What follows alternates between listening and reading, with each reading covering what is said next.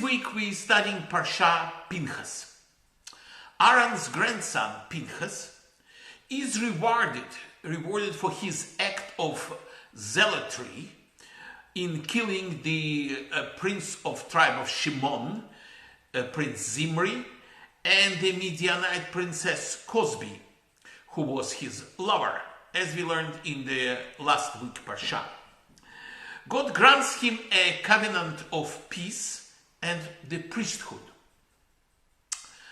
Then a census of the people taking place, and the whole Israelite community counts for 601,730 men between ages of 20 and 60.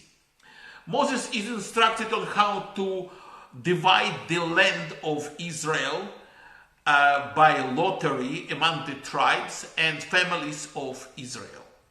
Then we know the famous story of the daughters of Zelophehad coming over to Moshe and basically asking that they be granted a portion of the land belonging to their father, who died, did not have any sons. He had only 5 daughters.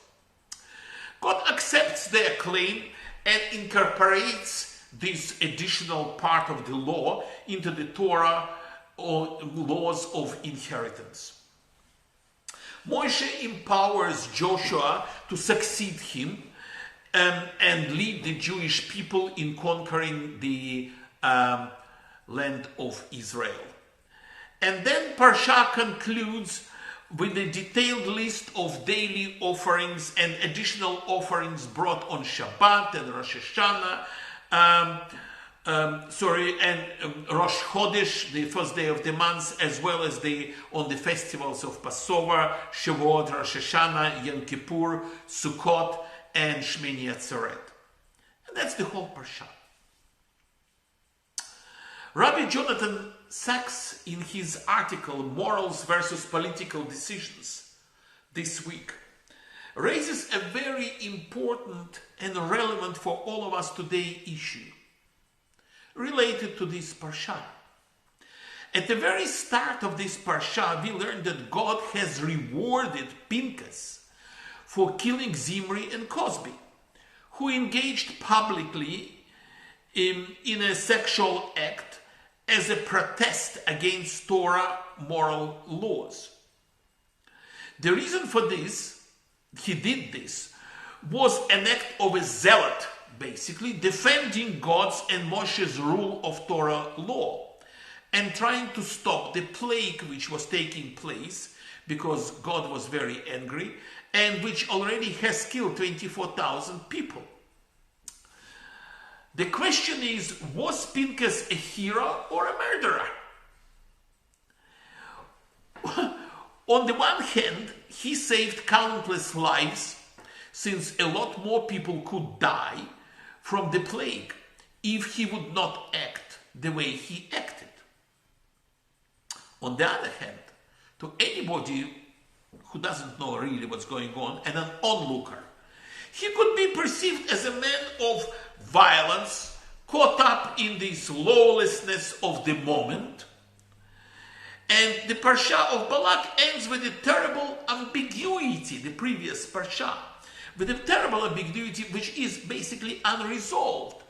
Only in this Parsha do we hear the answer from God without any explanation what and why, but God says the following: Pinchas, son of Eleazar, son of Aaron, the priest, has turned back my anger from the Israelites by being zealous among them on my behalf, so that I did not wipe out the Israelite people in my zeal. Therefore, say, I am making with him my covenant of peace. And on top of that, actually, Hashem gave him the title of a Kohen as well. And he was entitled to it as per his lineage, but due to technicality, which I am not going to explain now, he wasn't a Kohen prior to that, even though he was the grandson of Aaron, the Kohen Gadol. God declared Pinchas a hero he had saved the Israelites from the destruction and showed the zeal that counterbalanced the people's faithlessness. And as a reward, God made a personal covenant with him. So overall, Pinchas did a good deed. Well, if you read the Halacha, which dramatically describes his act in multiple ways, first it rules the following, that if Zimri had turned and killed Pinchas in self-defense, he would be declared innocent in a court of law. Second, it rules that if Pinchas had killed Zimri and Cosby just before their act or after they were engaged in this cohabitation publicly, he would have been guilty of murder. Third, had Pinchas consulted with Beth Din, the court, and asked whether he was permitted to do what he is proposing to do, the answer would have been no. Because basically the Torah says he consulted only with Moshe. Halacha says that if he consulted with the whole court, the answer would be no. Why? Because this is one of the rare cases when we say Halacha ve'in marin kein. It is the law, but we do not make it known. And there are many other conditions and reservations. The Torah resolves the ambiguity, but Halacha reinstates it. Legally speaking, Pinchas was on a very, very thin ice. In order to understand this, we must understand the difference between moral decisions and political decisions. Moral decisions are answers to the question, what should I do? Usually they're based on rules that may not be transgressed, whatever the consequences. In Judaism, moral decisions are the province of Halacha, the Jewish law. Political decisions are the answers to the questions, what should we do, we as a community? Where do we means the nation as a whole? In Pinchas' position, if he is asking, should I kill Zimri and Cosby? The moral answer is unequivocal no. They may deserve to die for what they're doing. The whole nation may be the eyewitness to their sin, but you cannot execute a death sentence without a proper court of law trial, evidence, and judicial verdict. Killing without due process is murder. But Pinchas was not acting on moral principles in this case. He was making a political decision. There were thousands dying in front of him. The political leader Moses was in a highly compromised position. How could he condemn others for consorting with the Midianite women if he himself was married to a Midianite woman? His wife was a Midianite. Pinchas saw that there was no one leading in this moment. The danger was immense. God's anger, already intense, was about to explode. So he acted not on moral principle, but on a political calculation, relying not on halacha, on Jewish law, but on what would later be known as mishpat melech, law of the king. Better take 2 lives immediately that would have been eventually sentenced to death by the court anyway, to save thousands now. And he was right, as God later made clear in this parsha. Well, how is this relevant to us today? Well, our political leaders today facing exactly the same set of problems. The coronavirus pandemic raised a series of deep moral and political issues. And some are, for example, how far should government go in seeking to prevent spread of the virus?